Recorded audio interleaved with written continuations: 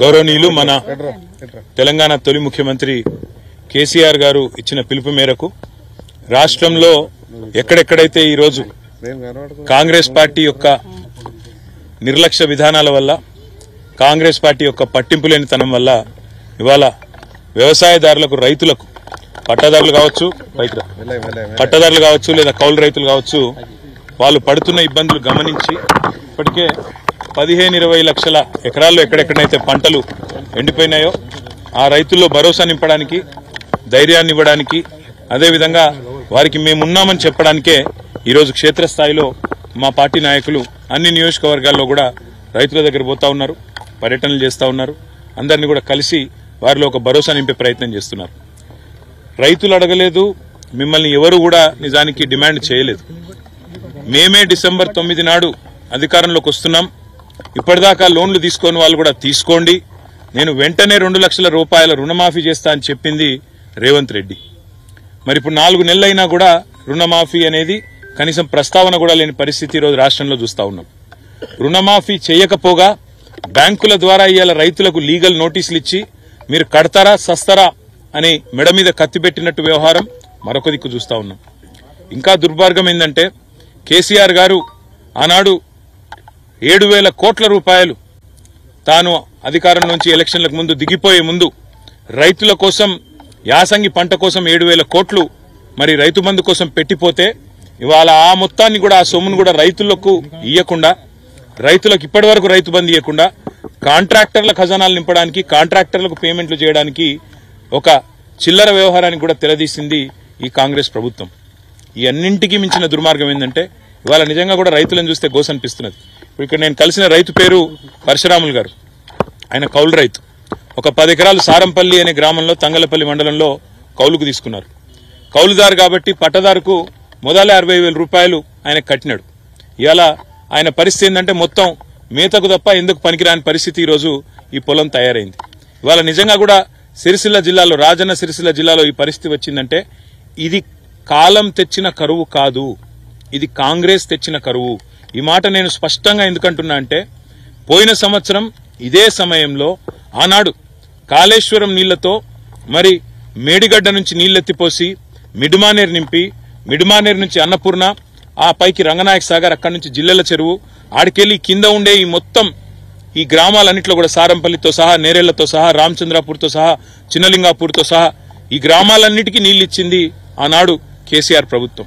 కానీ ఈరోజు రేవంత్ రెడ్డి వచ్చిన తర్వాత మేడిగడ్డలో 3 పిల్లర్లు కుంగిపోతే ఆయనకు 3 నెలలు 4 నెలలు ఇంకా కూడా ఆ 3 పిల్లర్లను రిపేర్ చేసేందుకు టైం సరిపోతలేదు. ఇలా 3 పిల్లర్ల దగ్గరగిన ఒక కాఫర్ డ్యామ్ కట్టి నీళ్లను ఇవాళ కిందికి ఉత్తగా సముద్రంలోకి వేస్ట్ గా పోతున్న నీళ్లను పట్టుకొని నీళ్లు గనక పైకి పంపింగ్ చేసింటే ఈ 3 నెలల్లోనే ఆ పని చేసింటే ఇవాళ ఈ రైతుల పొలాలు ఎండకపోయిన మాట వాస్తవమా కాదా ఆలోచించమని చెప్పి నేను కోరుతున్నా. అందుకే నేను అనేది ఇది కాలం తెచ్చిన కరువు కాదు, ఇది కాంగ్రెస్ తెచ్చిన కరువు. కాళేశ్వరం మీద కడుపు మంటతో, కేసీఆర్ మీద కడుపు మంటతో మేడిగడ్డ రిపేర్ చేయకుండా 3 నెలలుగా నిర్లక్ష్య వైఖరి అవలంబించినందుకే ఇవాళ ఈ పొలాలు ఎండిపోయే పరిస్థితున్నది. 15-20 లక్షల ఎకరాల్లో ఇవాళ రైతులు బాధపడే పరిస్థితున్నది. నా పక్కనే ఉన్న పరశురాములు గారు కౌలు రైతు. మరి రేవంత్ రెడ్డి చెప్పిండు కౌలు రైతులకు కూడా రైతు భరోసా ఇస్తా, రైతు కూలీలకు కూడా పైసలు ఇస్తా అన్నాడు. రుణమాఫీ లేదు, కౌలు రైతులకు పైసలు లేదు, రైతు కూలీల ముచ్చటనే లేదు. ఆఖరికి ముఖ్యమంత్రికి పంట పొలాలకు వచ్చి రైతులను పరామర్శించే తీరిక లేదు. ఇప్పటి వరకు గత 4 నెలలుగా చేసింది ఏంటంటే 14-15 సార్లు ఎక్కే విమానం దిగే విమానం అన్నట్టు ఢిల్లీకి జాతరలు చేసుడు యాత్రలు చేసుడు తప్ప ఇంతవరకు రైతు పొలాల దిక్కు చూసిన పాపాన కూడా ఈ ముఖ్యమంత్రి గాని ఆయన మంత్రులు గాని పోలేదు. అందుకే రాష్ట్ర ప్రభుత్వాన్ని మేము డిమాండ్ చేస్తా ఉన్నాం. మొదలు మీరు 2 లక్షల రుణమాఫీ డిసెంబర్ 9 నాడు చేస్తామని ఏ మాట అయితే ఇచ్చిండ్రో ఆ పని వెంటనే చేయండి. దానికి మీకు ఏ కోడు అడ్డం రాదు. అవసరమైతే ఎన్నికల కమిషన్ కు ప్రత్యేకంగా లేఖ రాయండి. ఇది మా ఎన్నికల హామీ, వెంటనే నెరవేర్చాలనుకుంటున్నాం. మేము ఈ వెంటనే చేసి రైతుల్లో భరోసా నింపాలనుకుంటున్నాం. ఇప్పటికే దాదాపు 200 మంది రైతులు ఆత్మహత్యలు చేసుకున్నారు. కాబట్టి ఈ విషయంలో ప్రభుత్వం వెంటనే స్పందించాలనేది మొదటి డిమాండ్. రెండవది, ఖచ్చితంగా ఈ ప్రభుత్వం చేయవలసింది మీరిచ్చిన మాట ప్రకారం రైతు భరోసా ఏదైతే 15,000 రూపాయలని మీరు చెప్పినరో కేసీఆర్ 10,000 ఇస్తుండు, నేను 15,000 ఇస్తా అన్నావు. ఆ 15,000 కూడా ఇచ్చి మీరు మాట నిలబెట్టుకోవాలనేది రెండో డిమాండ్. మూడవది ముఖ్యమైనది, కౌలు రైతులకు రైతు కూలీలకు పైసలు ఇస్తా అన్నావు, వెంటనే ఇవ్వాలని చెప్పి కూడా మేము డిమాండ్ చేస్తా ఉన్నాం. నాలుగవది, రైతులకు ఎక్కడెక్కడైతే ఈరోజు పంట నష్టం జరిగిందో, మీ నిర్లక్ష్యం వల్ల పంట నష్టం జరిగిందో, మీరు నీళ్లు ఇవ్వకపోవడం వల్ల పంట నష్టం జరిగిందో, మీరు చెరువులు నింపకపోవడం వల్ల, మీరు వాగుల్లో నీళ్లు పంపు చేయకపోవడం వల్ల నష్టం జరిగిందో, ఆ రైతులకు గతంలో కేసీఆర్ గారు ఉన్నప్పుడు ఎకరానికి 10,000 రూపాయలు ఇస్తూ ఒక గవర్నమెంట్ ఆర్డర్ తెచ్చిండు. అదన్నా నిలబెట్టు, లేదా నీకు మాకంటే ఎక్కువ ప్రేమ ఉంటే 10,000 కాదు 25,000 రూపాయలు ఎకరానికి నష్టపరిహారం ఇవ్వాలని చెప్పి కూడా నేను డిమాండ్ చేస్తున్నా. ఇక నష్టపోయిన పంట ఎట్లాగూ పోయింది, మరి మిగిలిన పంటనన్నా ఇప్పుడు కోతలు కోసే టైం వచ్చింది. నేను రేవంత్ రెడ్డిని డిమాండ్ చేస్తున్నా, పోయిన పంటకు నష్టం జరిగిన పంటకేమో ఎకరానికి 10,000 రూపాయల 25,000 రూపాయల ప్రభుత్వం నిర్ణయం తీసుకోవాలి, వెంటనే నష్టపరిహారం ఇవ్వాలి. పంట ఏదైతే కోతకొస్తున్నదో తొందరలో కొనుగోలు కేంద్రాలు ప్రారంభించాల్సిన అవసరం ఉంది. మీరే చెప్పినరు 500 రూపాయలు క్వింటాల్కు బోనస్ అన్నావు, మరి ఇప్పుడు వెంటనే క్వింటాల్కు బోనస్ అన్న ప్రకటించు.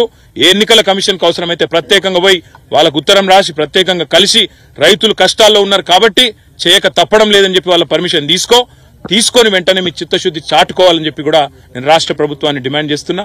ఈ 6 డిమాండ్లు కూడా రాష్ట్ర ప్రభుత్వం వెంటనే మరి తక్షణమే దీని విషయంలో స్పందించాలి, ముందుకు రావాలి.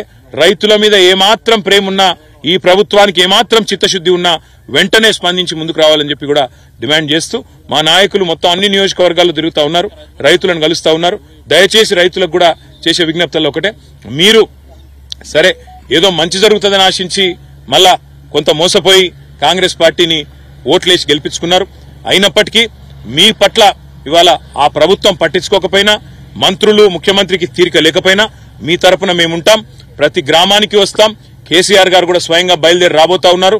తప్పకుండా మీరు ధైర్యంగా ఉండండి. ఎవరు కూడా ఆత్మహత్యలు గాని ఇంకోటి గాని చేసుకుని కుటుంబాలను ఇబ్బంది పాలు చేయకుండా ధైర్యంగా ముందుకు పోదాం, ధైర్యంగా కొట్లాడదాం. ప్రభుత్వం మెడలు వంచైనా సరే బోనస్ తెచ్చుకుందాం, మెడలు వంచైనా సరే రుణమాఫీ సాధించుకుందాం, మెడలు వంచైనా సరే నష్టపరిహారము సాధించుకుందాం. ప్రభుత్వం మెడలు వంచైనా సరే మేడిగడ్డ కూడా రిపేర్లు చేసి మన కాళేశ్వరం నీళ్లు మనకు వచ్చేటట్టు చేసుకుందామనే మాట కూడా విజ్ఞప్తి చేస్తూ, ఎవరు కూడా దయచేసి ఆత్మహత్య లాంటి తీవ్రమైన చర్యలకు పాల్పడవద్దని చెప్పి కూడా రైతులకు చేతులు జోడించి విజ్ఞప్తి చేస్తూ, మీ తరపున కేసీఆర్ గారు ఉన్నారు, మీ తరపున మేమందరం ఉన్నామనే మాట కూడా వారికి విజ్ఞప్తి చేస్తాం.